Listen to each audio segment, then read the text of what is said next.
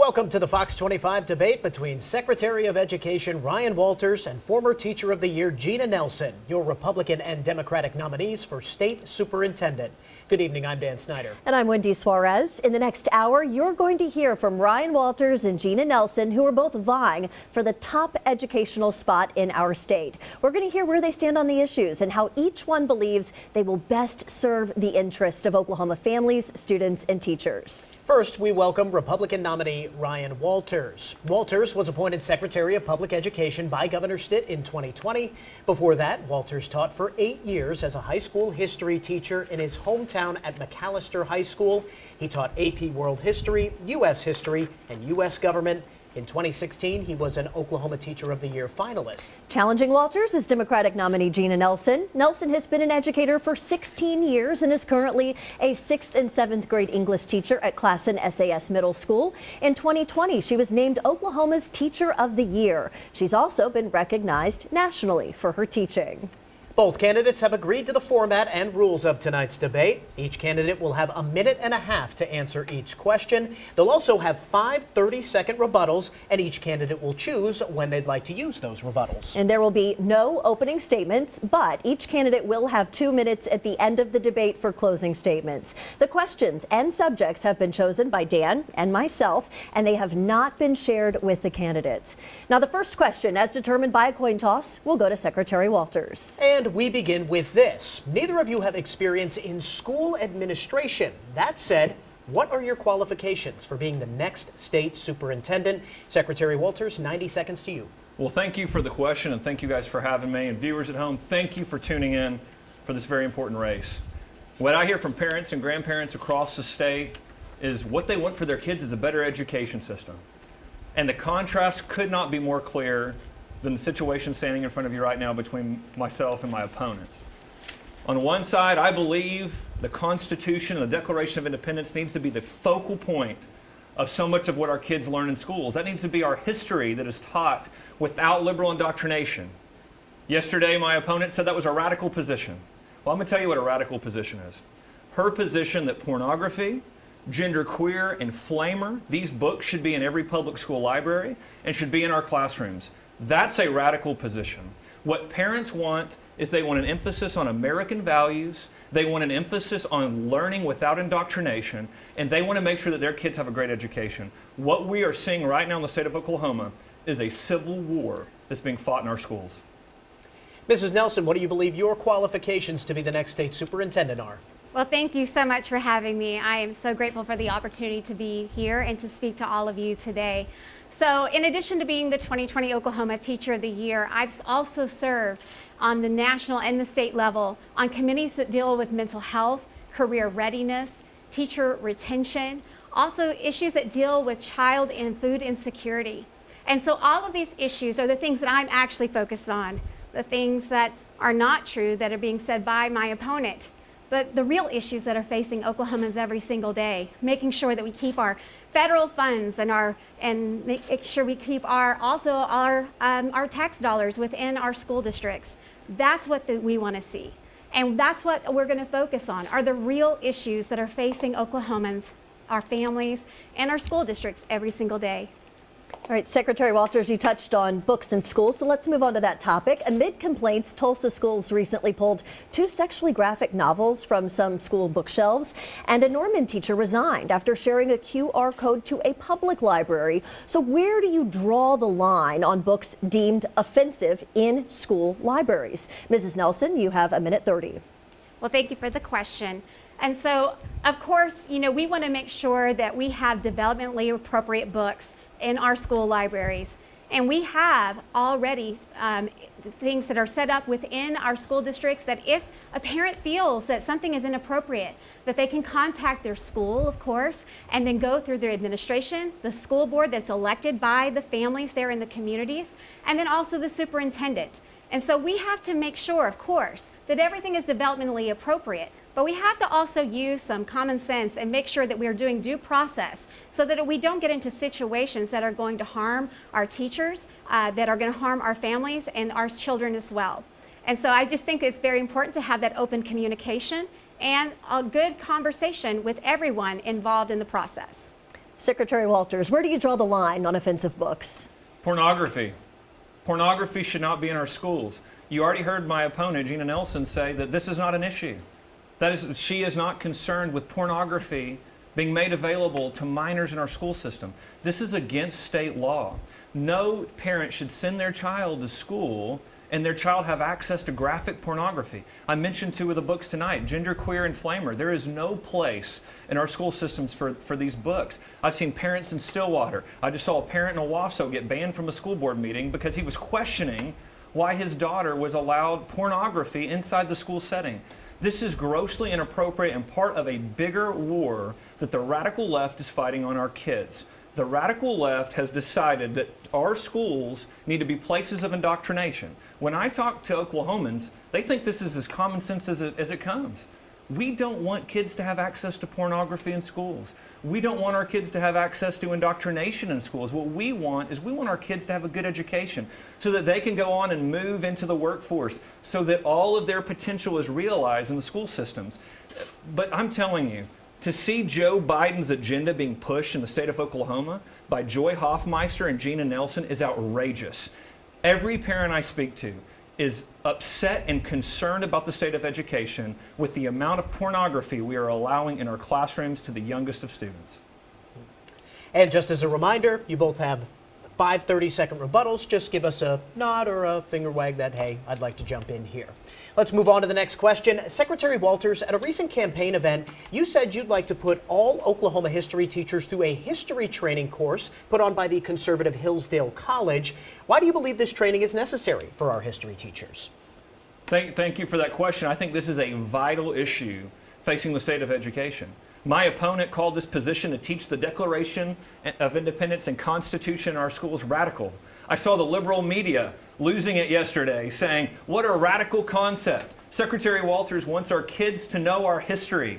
He thinks there should be more of a basic knowledge of American history in our schools. This isn't a radical concept. The only people who think that it's radical to teach the Constitution and Declaration of Independence in our schools is the radical left.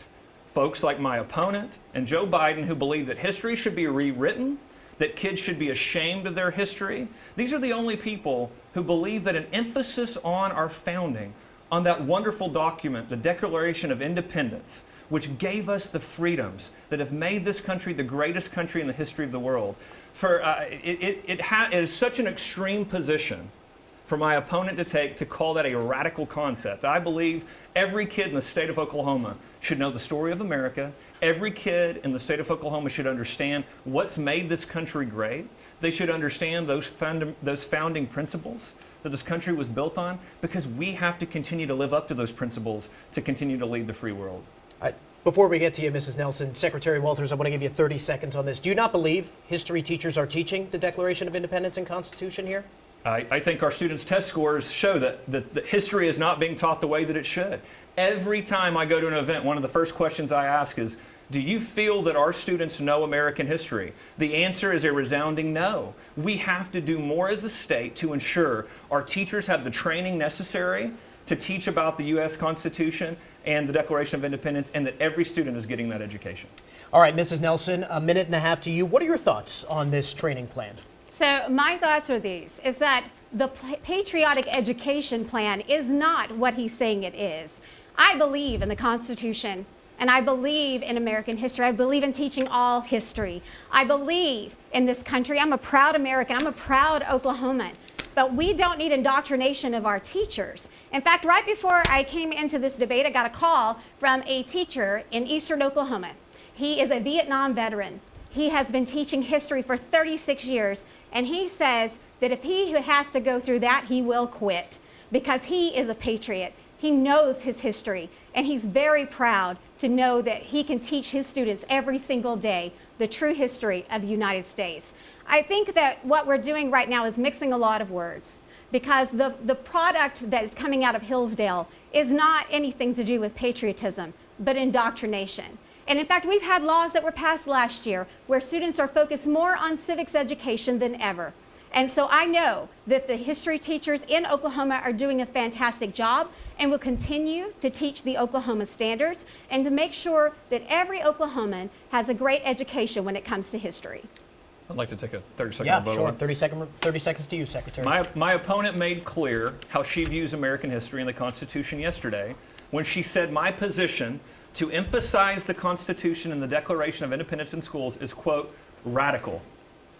I would ask you voters across the state, do you feel that our kids understand American history like they should? Do you feel like this generation is getting a great understanding of the Constitution and the Declaration of Independence? I think we have to strive as a state to have every young person, every child, understand what made America great. Now let's move on to the next question then. We just got that new national report card showing Oklahoma students continue to fall far behind the rest of the nation. For example, Oklahoma 8th graders showed a massive 14-point dip in math. Only 16% are proficient, and our ACT scores are the third lowest in the nation. How do you plan to raise achievement and get our student test scores up? Mrs. Nelson, let's start with you. Well, thank you. And as everyone knows that we were coming out of a pandemic as well, and there were so many of us that were doing our very best to educate our children. But even before that, we need to make sure that we are focused on multi-tiered systems of support that will help and strengthen our reading instruction for all of our students. And also, we need to make sure that we can get these multi-million-dollar testing companies out of Oklahoma and focus on more of a benchmark system that will actually give us actual data that we can see where the gaps are in their education and what we need to address immediately, not waiting for the next year to figure out what we're going to do to help these kids. We need to act immediately and right now. And so, even though we are looking at these test scores, which are just truly a snapshot of a one day, actually putting the power back into the school districts so that we can have a say in what the standards are and making sure that test is adjusted to those standards is what we need to do to move in a more positive direction to help our kids learn and be more successful. Secretary Walters, do we need to change up this testing system or leave it behind? How do we fix this? Well, the first thing we need to talk about here is one of the worst things that happened to Oklahoma students was the election of Joy Hoffmeister. She lied and said she was a Republican, now she's a Democrat, and when this pandemic came about, the reaction and the way that schools responded was what cost students on their test scores. Joy Hoffmeister went in and day out defending school closures while Governor Stitt and I fought to keep schools open across the state. They want to move off of this really quickly so folks don't remember. Teachers unions, Joy Hoffmeister, and the radical left elements of the Democrat Party. My opponent, Jena Nelson, went to a school board meeting advocating for her school to stay shut down longer. What you're seeing was obvious at the time to Governor Stitt and myself. We knew because we talked to parents, and parents were telling us how quickly their students were falling behind in their classes without in-person instruction being made available to them. This is why you have to get out from talking to teachers' unions like my opponent does regularly on the campaign trail and talk to Oklahomans, talk to parents, talk to grandparents, talk to them about their kids, talk to them about the struggles that their kids are having. I regularly talk to parents every day. I started that way back when I was first appointed Secretary of Education. The governor and I brought a group of parents to the governor's mansion and began conversations with them about how school shutdowns was impacting them. And we knew that we had to champion parents and fight the teachers union and keep schools open. And if we would have kept more schools open, if Joy wouldn't have defended the two biggest districts in the state of staying closed for nearly a calendar year, our test scores wouldn't be near as abysmal as they are right now. Mrs. Nelson would like to use her first rebuttal. You have 30 seconds. So absolutely. So first of all, I was asked by parents to keep on the AB schedule. So we were not shutting down. We were doing the best we can with the kind of PPE and things that we were allotted with to try to keep our students safe. And we were really focused on making sure that we could do the very best we could. And of course, I wasn't at Mustang High School promoting COVID classrooms like you and the governor were in Mustang, where we could put students who were exposed in with teachers and possibly expose even more. We were trying to keep people safe, and that's what we're going to do. And that sometimes means that we have to keep the local control. Some districts had the option of staying open the whole time, and they did amazing. And some of us had to stay on the AB schedules as well, and some had to close because of the circumstances they were in. But local control is important when all of these decisions are being made. I'd like to. Yeah, sure. Got 30 seconds. I just want to reiterate what all the viewers at home heard right there. My opponent is doubling and tripling down on school closures. She has advocated for it back when COVID was in the state. Again, when parents were saying, give us an option. Again, Governor Stitt and I were championing the option, meaning if you wanted to send your kid to a virtual education, that's fine. If you want to keep your kids at home for a while, that's fine. But we knew that kids could go to school and be safe. She is doubling and tripling down on a position that has proven to be wrong. Even left-wing Democrats are now saying we shouldn't have closed schools. Anthony Fauci is trying to go back and say I never said close schools, even though we've got the videos to show otherwise. But even the farthest left right now are saying that was a wrong decision, and she's doubling and tripling down on it. All right, let's jump into the next question here. An open transfer law that went into effect this year allows parents to send their kids to any public school in the state, barring that they aren't full. More than 8,400 kids have used the new open transfer system, and House Speaker Charles McCall praised it, saying, quote, "This is school choice." Now, the plan also keeps public dollars in public schools. So, Secretary Walters, you supported the education savings accounts, otherwise known as school vouchers, this past legislative sessions. Do you still support school vouchers? 90 seconds to you, Secretary. Yes. I support anything that helps our young people. I stand with students and I stand with parents. I believe that no one knows best for their child's education than their mom and their dad. I've got my wife here with me tonight. We've got 4 little ones at home. And no one loves our kids more or knows more about our kids than Katie and myself. So for me, it is a basic fundamental principle that I'm going to always stand with parents, and I'm going to provide parents those learning opportunities of their choice for their children. I've loved working with the state legislature on continuing to find more ways for kids to get that education. And what we're going to continue to see is if we start championing parents in our education system and not the Joe Biden, Joy Hoffmeister, Jena Nelson plan, which is the government will dictate school to you. The government will dictate where you go to school. The government will dictate if you get a COVID vaccine. The government will dictate whether your child has to wear a mask every single day at school. That is what the radical side of the Democrat Party believe. I believe that you've got to trust parents. I hear from parents every day on the campaign trail. I was in Bartlesville a week ago, and we're talking to parents about how they've moved their kids to different districts. One of them was just a public school to another public school, and they had a tremendous experience at this new school. I hear this from parents all over the state. The reality is when you empower parents, when you trust parents, parents make the right decision for their kids. This is why we have to continue to advance the ball for parents. Secretary, very quickly, because I think we want to be pretty clear on this. Yes or no, would you support that same education savings account plan from this past legislative session if it was brought up again next year? Absolutely. I support parents. I support kids. So, of course, I will. Okay.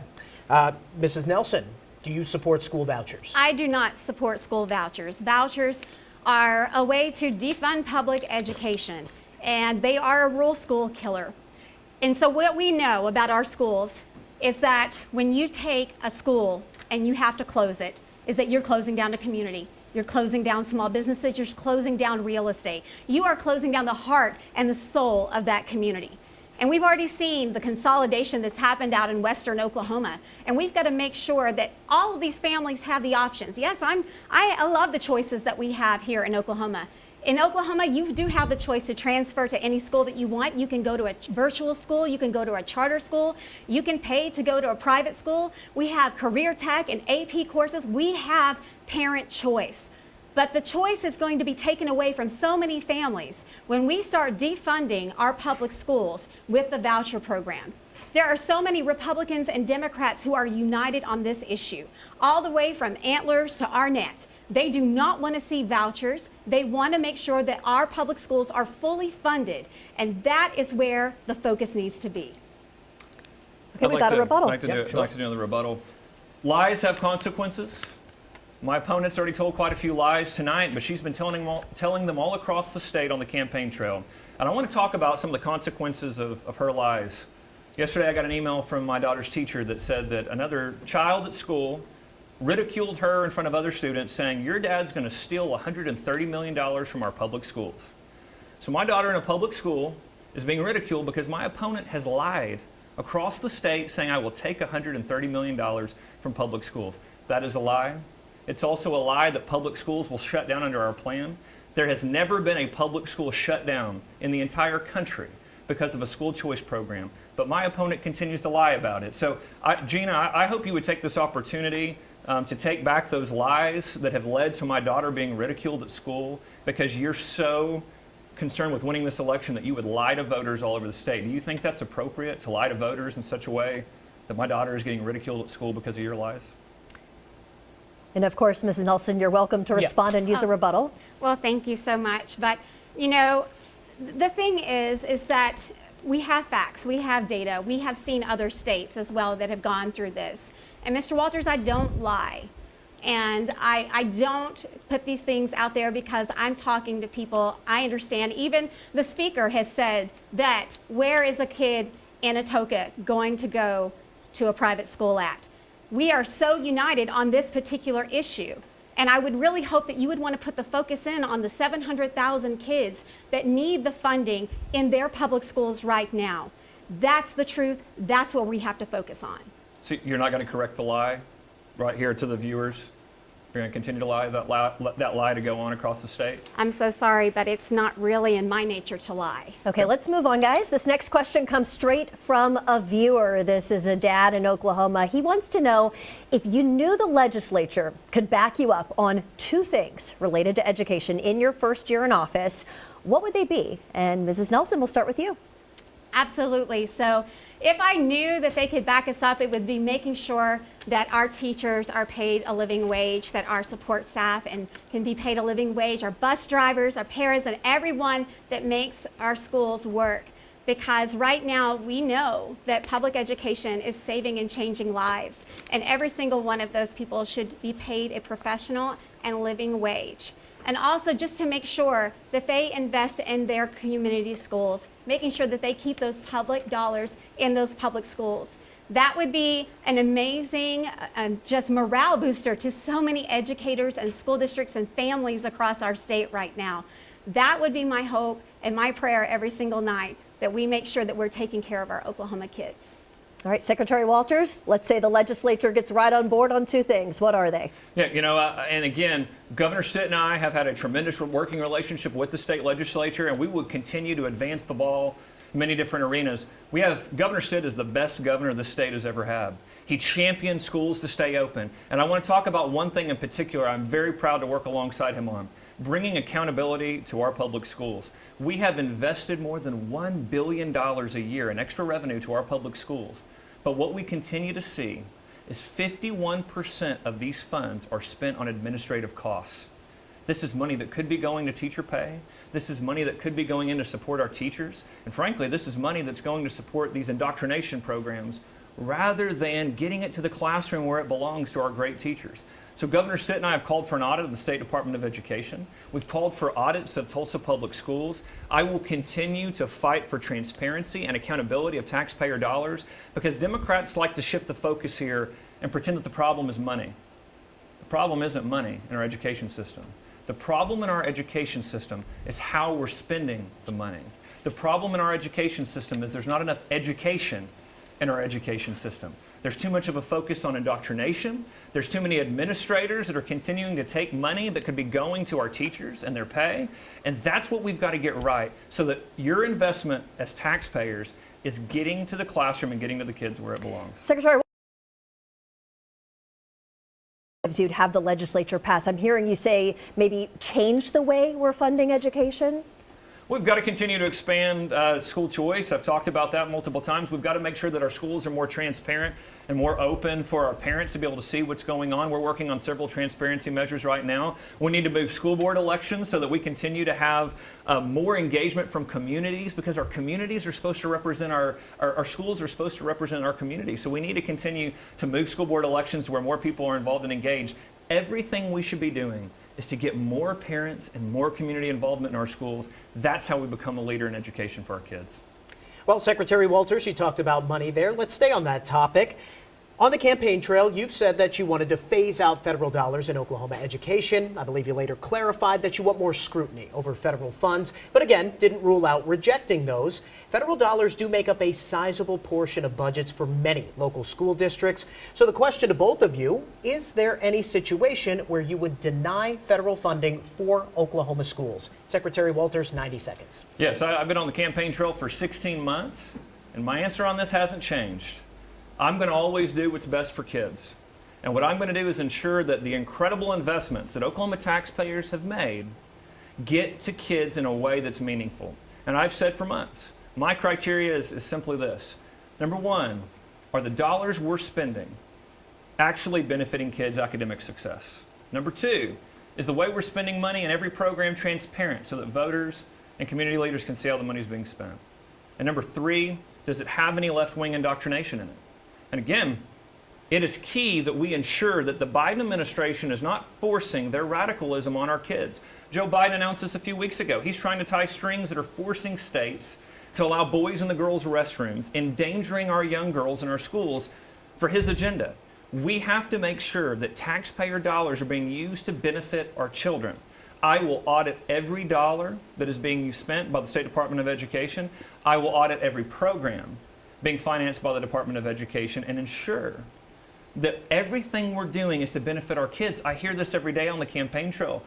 People want to know that their investment is getting to kids in a meaningful way so that those kids can be successful. And I am going to be a watchdog for taxpayer dollars like I've been from day one and ensure that the money is being spent for our kids.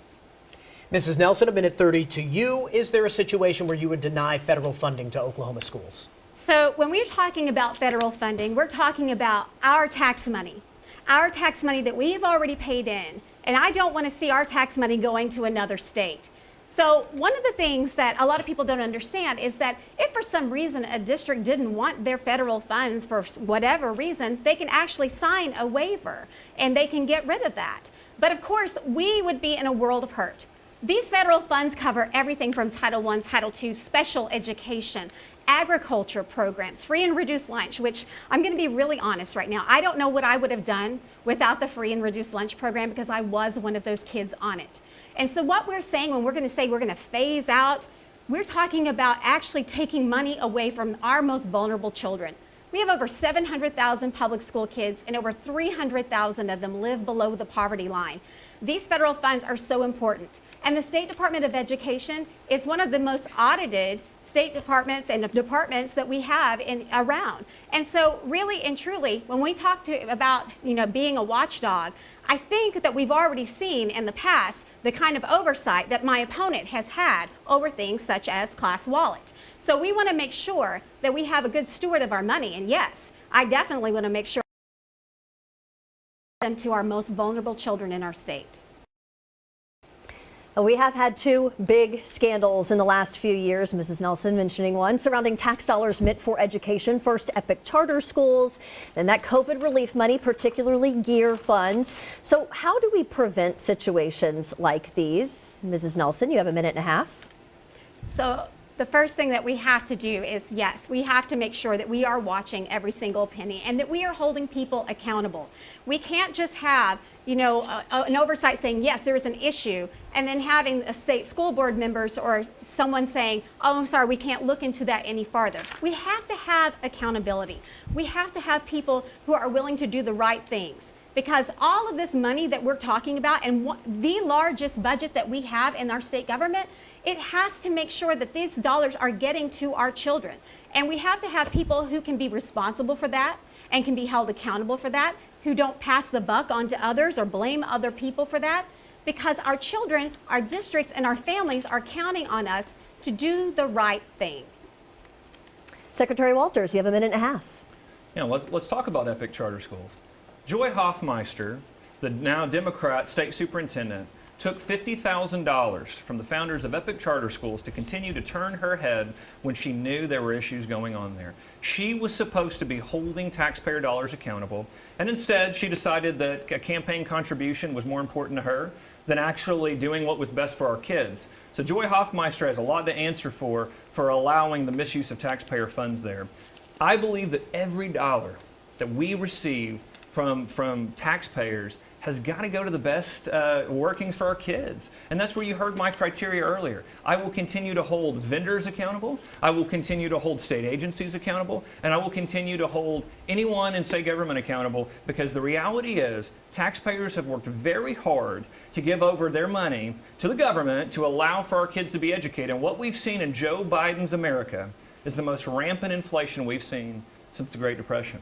Well, Secretary, pardon to interrupt you. I heard you speak about epic charter schools. I do want to address gear as well, just because you were called out in that IOG report saying because you declined to use guardrails in class wallet system, that resulted in families misspending $652,700. How can we be sure that our taxpayer money is going to be guarded? Yeah, thanks for that question, Wendy. This is a Democrat talking point. This is a talking point from the teachers union. It's a lie. The reality is that the GEAR program had a vendor that operated outside the state contract. It's really clear. The first paragraph of the contract says that they are responsible for those dollars. When I found out that there was an issue, I immediately audited the program and moved to hold the vendor legally accountable. It's real simple. That is the way that I operate. I hold vendors accountable, state agencies accountable, to ensure that taxpayer dollars are used for the way that they're meant to be. All right, as we would you like to jump in with one of your rebuttals? Well, absolutely. And so I'm not sure that that's quite true, because obviously there's over $650,000 that are still being investigated at this time. We have to make sure that we're going to have someone who can toe the line and make sure that those dollars are accounted for. During that time, that money could have been used in our public schools for such things as Clorox wipes and PPE and HVAC system upgrades, but instead they were spent on things like Xboxes and barbecues and Lazy Boys. We have to have a state superintendent who's going to make sure that those funds get to where they need to go. All right, and before we head to this next question, I just want to remind you about those rebuttals. Wendy, you can correct me if I'm wrong, but I believe you each have 2 of those 30 seconds rebuttals remaining. So keep that in mind. On to this next question. This year, we've seen 2 schools punished for alleged violations of House Bill 1775, the state's anti-critical race theory law. However, neither Tulsa nor Mustang public schools were really given an opportunity to appeal the allegations made against their districts. That said, do you think our critical race theory laws are working as intended, and should there be a better appeals process for districts found in violation? Secretary Walters, we'll start with you. I am so proud of the state of Oklahoma for being one of the first states in the country to ban critical race theory. We have seen this heinous left-wing indoctrination that my opponent said is not a real issue. She already said it tonight, but she says it all the time. She's not worried that our kids are being told racist concepts like you're inferior or superior based on your race, that everything in America is racist inherently, that white people are inherently racist. And so what we've seen is we've seen a law that's worked very well.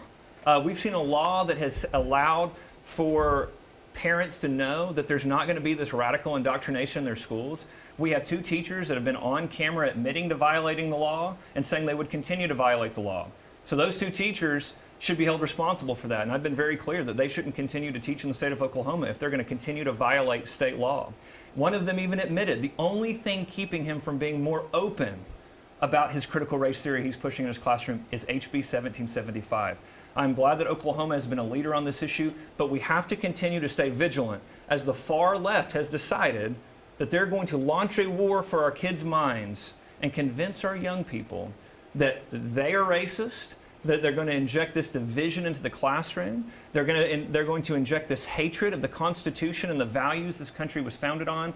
We have to make sure that it's not in our schools, and so the law is doing a great job so far of holding those accountable that are breaking the law and pushing indoctrination instead of education.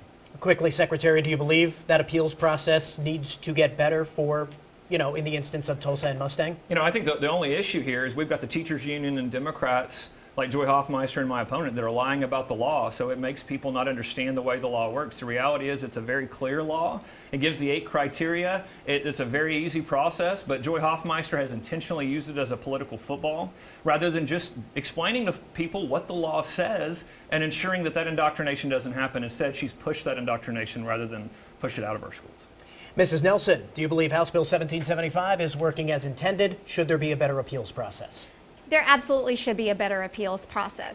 Right now, we have 2 school districts that didn't get due process, and now they've lowered their accreditation, which hurts their children, which hurts their districts, which hurts their families. And, I just want to make it very clear that the law talks about, not teaching things about gender or race, but it doesn't say CRT. And I just want to go ahead and say critical race theory is an elective that is taught in college at the law school level. We have not, as educators, been teaching critical race theory. We don't have time to do that because we are focused on the Oklahoma standards. And of course, I do take offense that there's this overall blanket of saying that teachers are indoctrinating and that we're somehow teaching these concepts. We're not. Teachers are, for the majority of us, are changing and saving lives every single day. And we are constantly under threat. There are so many teachers right now that are afraid. They're afraid to get up and teach in their classrooms because they are afraid that this law may somehow come back and get them, even though they're not teaching anything but the history standards that are listed right there. And so for me, I think we definitely need to look at the due process so that we can make sure that everybody has a chance to be innocent until they are proven guilty, and then we can then follow the law. All right, just last week, we saw high schoolers in Norman stage walkouts over bathroom policies. A student there saying she was suspended 3 times for using the bathroom, and students claim staff there are stationed in restrooms to police them. Do you think transgender girls should be able to use the girls' restroom and vice versa? Mrs. Nelson, start with you. So right now, we have a law in place, and as state superintendent, I believe in following laws, and that's what we have to do. I also want to say I want to make sure that everybody, of course, feels safe when they come into our schools. There shouldn't be a single child in the state of Oklahoma when they walk through our school doors that should not feel safe. Everyone should feel safe as soon as they walk in.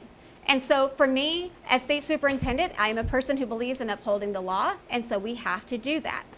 But we also need to be empathetic to everyone that's involved and try to find some common sense and ground so that everybody can have that safety and still feel like they're getting a great education. Secretary Walters, a minute and a half to you. No, boys should not be in the girls' bathroom. This is a common sense, easy question that the far left has decided to push this into our schools because they believe in radical gender theory, and they want to push this on our kids in the earliest of grades. And because of their ideological push, we now have students that are boys that have been pushing their way into the girls' bathroom, endangering the safety of the young girls that are there. Again, I'm a high school teacher, a public school teacher, but again, you don't allow boys into the girls' bathroom. There are so many issues that come from that. This is a very common sense issue. It's a very common sense topic. Democrats, the Joe Biden administration, Joy Hoffmeister and my opponent continue to push this radicalism of the belief that we should be allowing boys into the girls' bathroom. They fought the law then. You continue to see them trying to hide from their record. You continue to see Democrats that are running for office here that are radicals trying to claim that, hey, well, now we're not sure. But the reality is we heard from Democrats loud and clear at the time. They did not want this law. They wanted boys to go in the girls' bathroom because they have the belief in radical gender theory that they believe should be pushed upon our kids. I think it's outrageous. Student safety is paramount in our schools, and I will continue to fight to make sure that boys don't enter the girls' bathrooms in our schools. Just one point of clarity. You're saying boys shouldn't be allowed in girls' bathrooms, but what about transgender girls? So there's boys and there's girls. A biological boy should not be entering the girls' bathroom. I don't know how else to put it. There's 2 genders, there's boys and there's girls. The boys shouldn't enter the girls' bathrooms. It's a very clear response here. Okay. All right, no secret, Oklahoma continues to face a critical teacher shortage. According to the Oklahoma Education Association, Oklahoma ranks 34th nationally in teacher pay. What is your plan to recruit and retain more teachers in the state, and does that include a pay raise? Secretary Walters. Yes, I believe we've got to do more to support our teachers. The governor and I have advanced a plan that gives teachers a pathway to make up to 6 figures and stay in the classroom. And again, it's actually a real plan. We show how with reoccurring revenue that's already coming into the state that this can be paid for.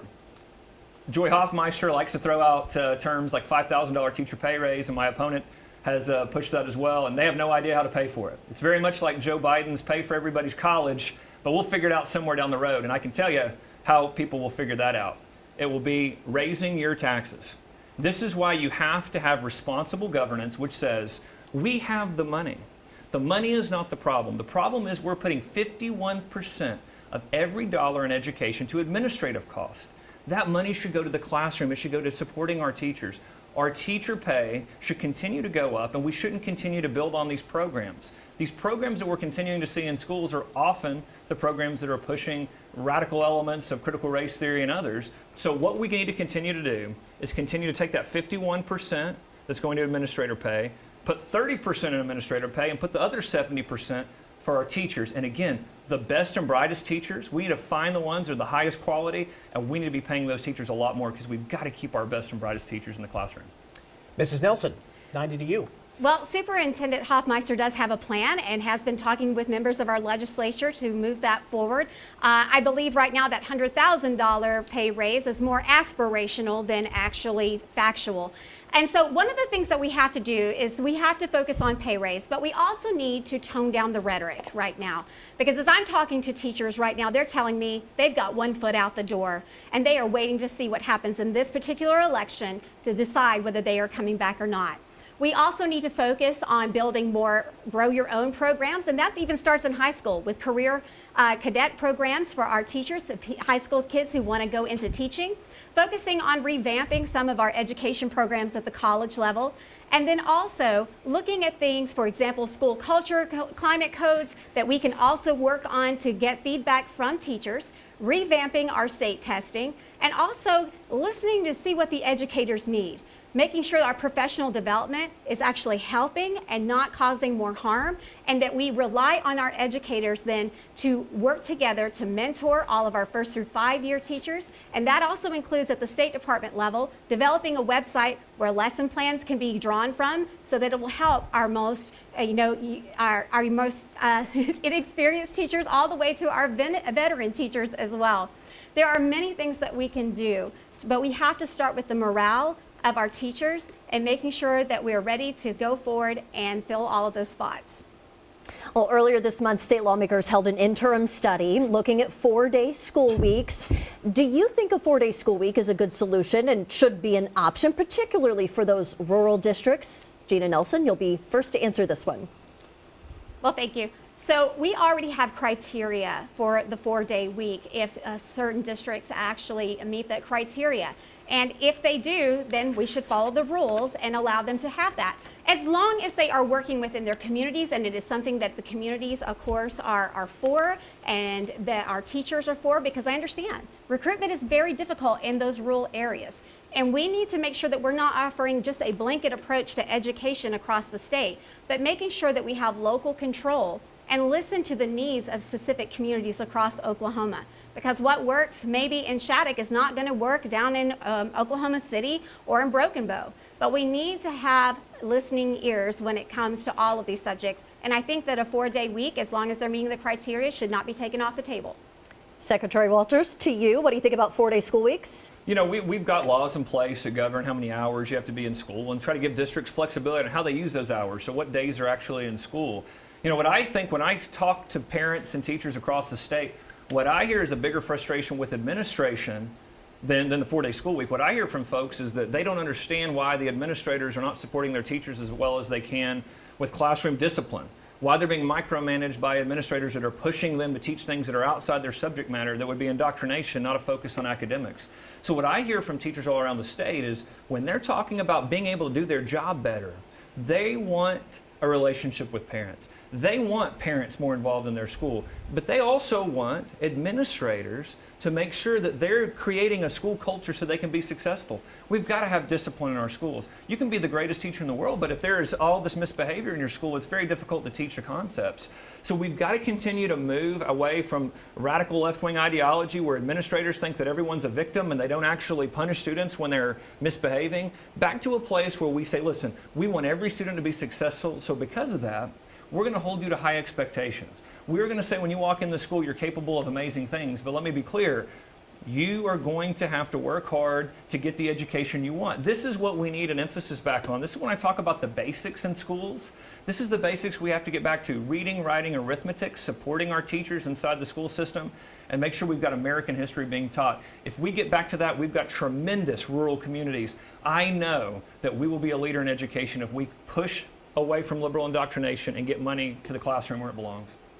Before we jump into this next one, just a quick reminder, you each have those 2 rebuttals left. And would you like to jump in there? Absolutely. Ms. Nelson, time's yours. So I would like to address this liberal indoctrination idea. I keep hearing it. I'm not really understanding it because the majority of our educators across Oklahoma are Republican. Our legislature is majority Republican. Until recently, we had a Republican state superintendent. We've had one for years. We have a Republican governor.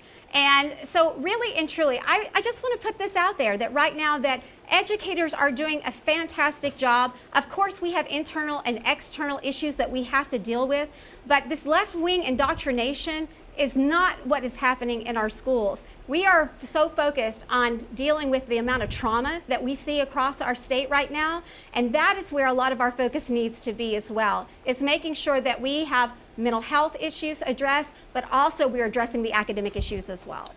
Secretary, I'll 30 use a seconds. rebuttal there. She asked about examples of left-wing indoctrination. Well, we have 2 teachers on camera saying that they were political activists in the classroom. One of them providing students access to pornographic material. If I asked you guys on Fox 25 to show the images from Genderqueer and Flamer and let your audience decide if that was pornography, you wouldn't be able to do it, because it's graphic pornography that they would not be allowed to show here on the air. That is what a teacher said she was intentionally pushing to her students. We have a teacher in Tulsa Public Schools who said he is an anarchist and that his goal is to push his beliefs on the students. Most Oklahoma teachers are doing a great job and would never dream of doing this. But unfortunately, the radical left has taken over the Democrat Party and they are pushing this extremism in our school, and it has to stop.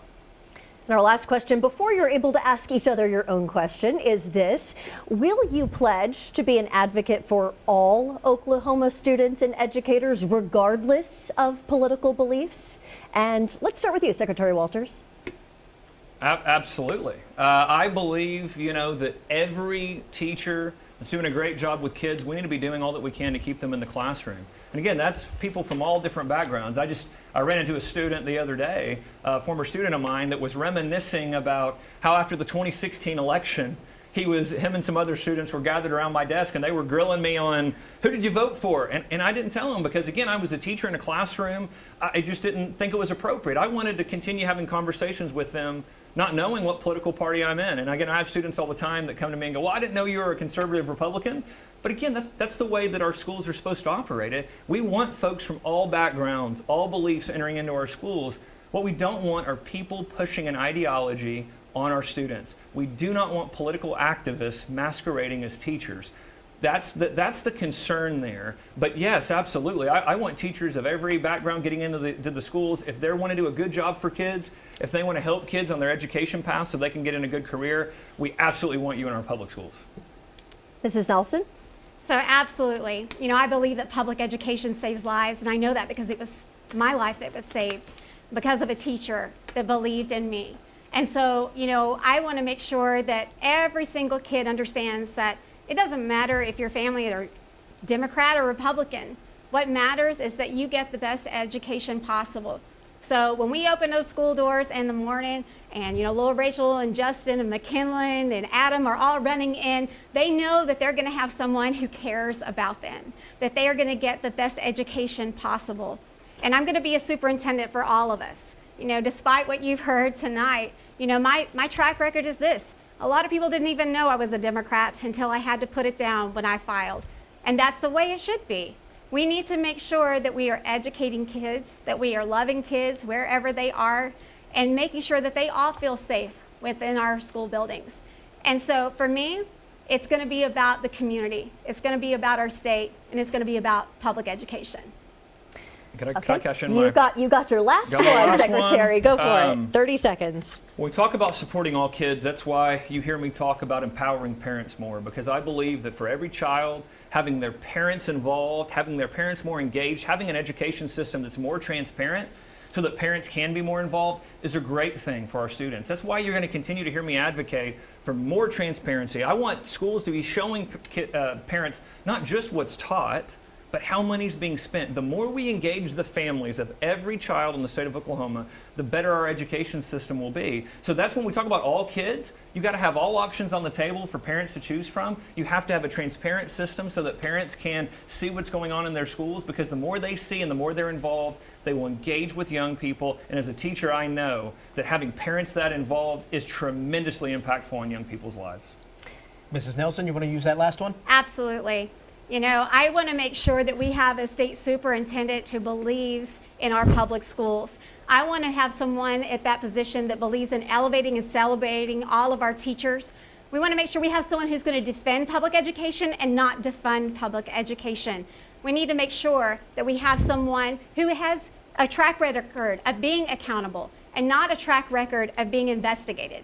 It's very important to all of the people in our state, all of our families in our districts, that we have someone that we can trust. And now before the debate, each candidate agreed to ask the other one a question. So each response can be 1.5 minutes long. First up, Jena Nelson, you can ask your question to Ryan Walters now.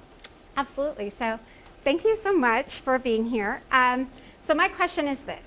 So over the last few months, my children obviously have seen and heard a lot of the things that you've said about me, and our teachers have heard a lot of the things that you've said about them. And then I've had actually some of your former students also reach out to me, and they have told me that you are a great teacher, that you really changed their life. So my question to you is, win or lose, after this election, will you go back to being that man that those students believed in? So again, thank you for the question. I appreciate you talking about my time as a teacher. And you know, this is an unfortunate consequence of Democrats becoming so radicalized and lying about individuals.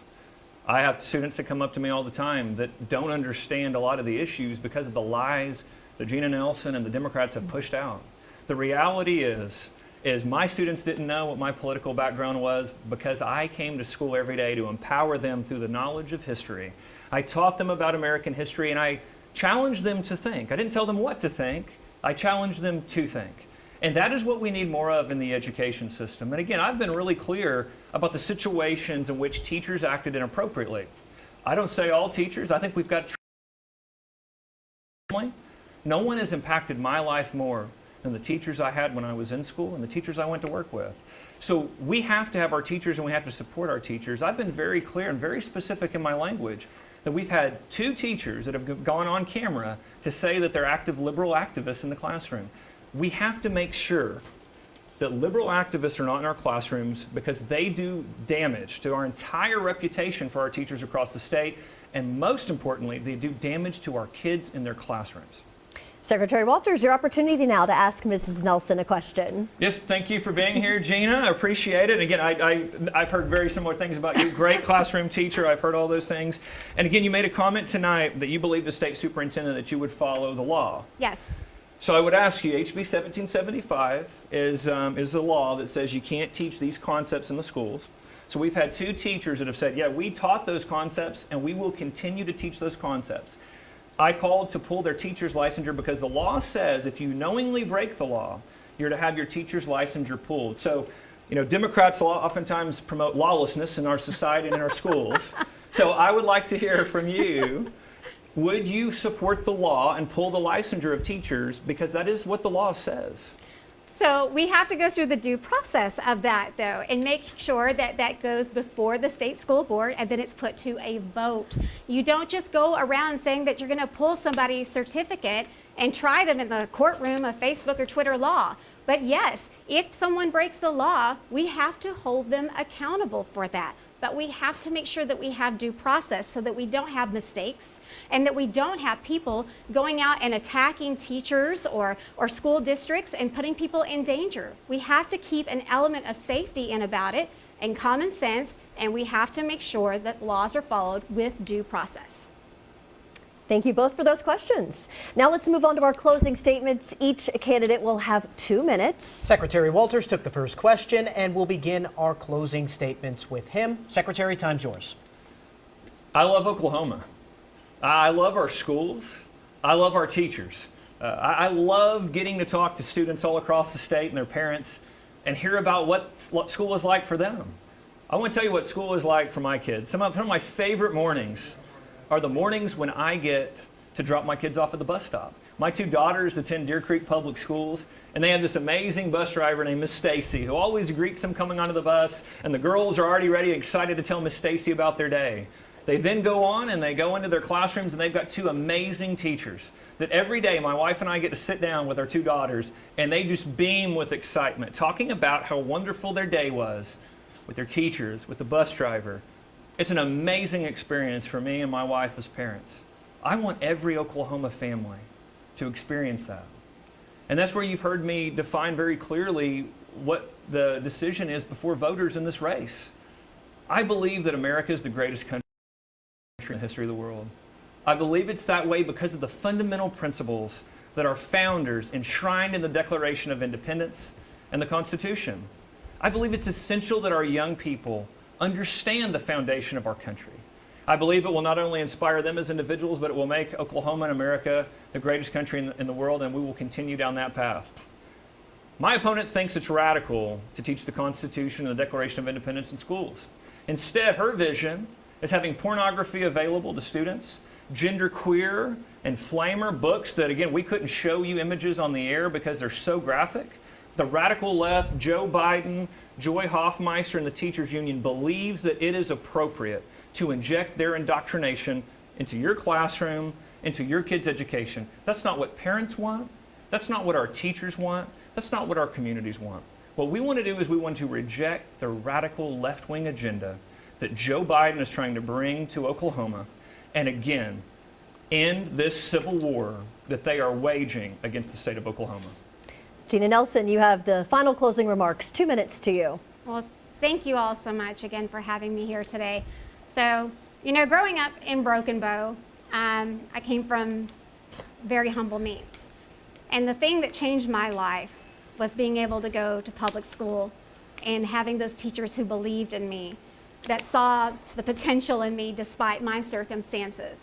And that's what I believe that public education does in this state. It's the great equalizer that lifts us up and gives us opportunities like we've never had before. You know, tonight I've been accused of a lot of different things. Pushing pornography, which I never have, and I don't believe in it. I've also been, accused of being some kind of left-wing indoctrinator, along with many teachers across this state. And that's not true either. I go into my classroom, and I am in the presence of perpetual hope every single day.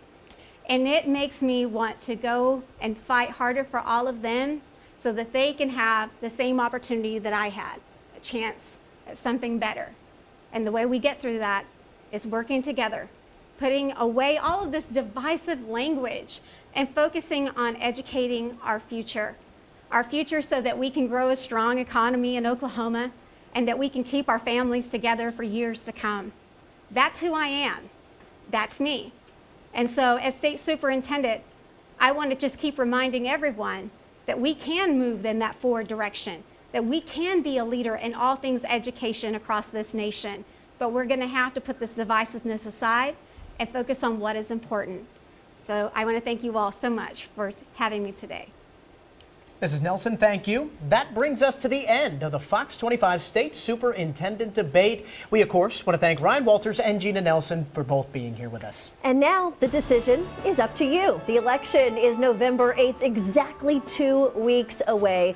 Thank you so much for joining us. If you missed the first part of this debate or you want to go back and watch the whole thing again, head to OKCFox.com. Good night.